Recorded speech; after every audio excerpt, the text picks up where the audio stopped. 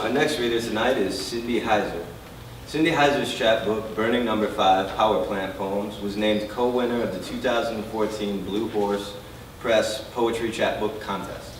Twice nominated for the Pushcart Prize, her work has appeared or is forthcoming in Borderlands, Texas Poetry Review, the 2017 Texas Poetry Calendar, the anthologies In the Words of Women 2016 from Yellow Chair Press, and Untameable City, and in Bearing the Mask, Southwestern Persona Poems, which she is co-editing with Scott Wiggerman of Gatos Press.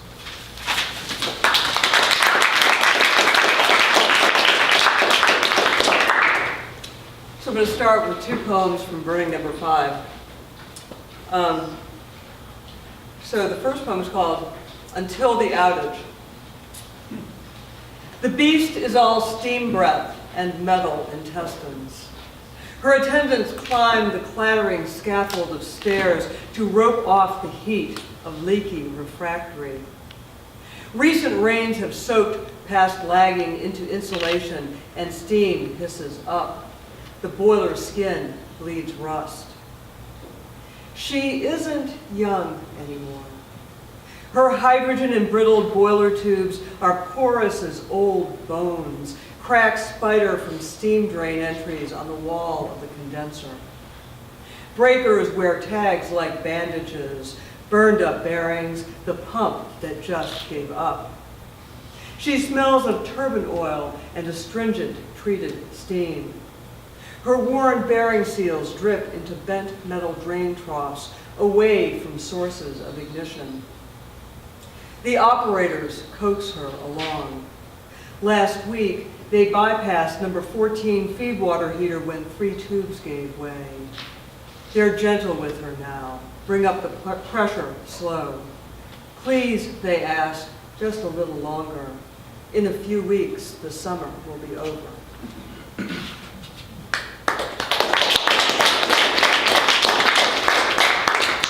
So in a generating plant, you usually have something that makes steam, and then you have a turbine, which takes the steam and makes it that rotating energy, which is turned into the electricity. And so this poem is called Turbine Overhaul, and it's a sonnet.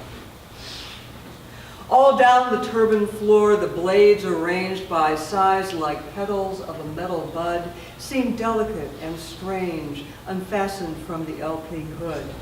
A wobbling fan squeaks out a strain that had been hushed under the turbine's roaring drone. Downstairs, 2 air compressors thump and thud and hiss. The long, thin blades seem frail and worn. But I see a foot-long turnbuckle and tons stamped on the crane. I watch the struggle one man has to lever up ablating sections 10-foot bulk. It seems this should go on for months. The turbine crew has weeks to show their art, the reassembled elegance of parts.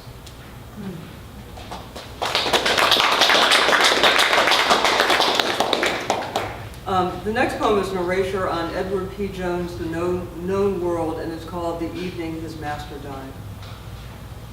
Moses, finally freed, ancient, brittle, closed his eyes. Bent down and took a pinch of soil and ate it, leaned back, the strip of sun, dark blue, then nothing. He ate it for some incomprehensible need, ate it to discover the only thing that meant almost as much as his own life. Moses smelled the coming of rain. He was alone, he turned and stood away. He stood and turned away. He could see the smoke rising from the world. He could hear the last bird. He went to the farthest edge of the cornfields. He undressed down to his nakedness and lay down. He was an old man. Rheumatism chained up his body. He lost himself completely and fell asleep and didn't come to until morning. All about his body was mud and leaves and debris. He had been seized by a dance, a hard story. He had been someone's slave.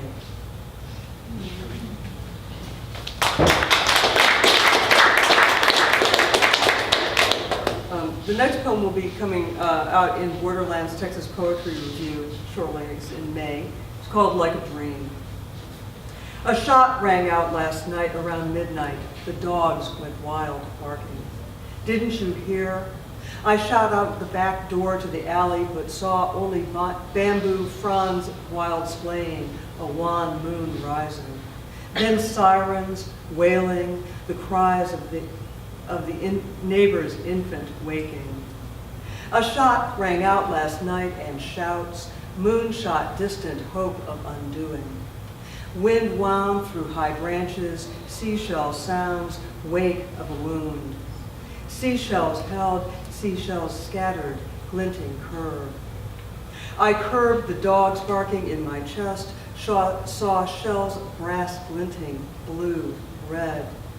Bamboo fronds scraped my skin, the face of the moon. Did you hear the dogs last night, the shot? Did you shiver?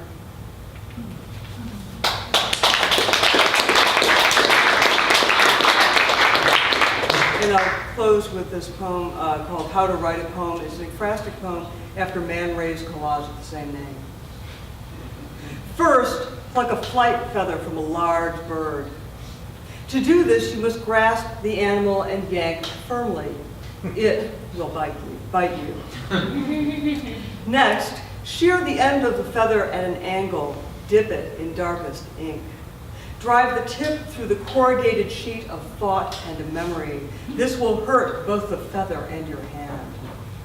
You must drive the quill through the whole black piece until it pierces every layer, becomes inseparable. Prepare a cardboard bed, a mattress of sandpaper. Lie down upon it, quivering quill, broken barbs, bent metal corrugation. Notice the ink stains on your hands.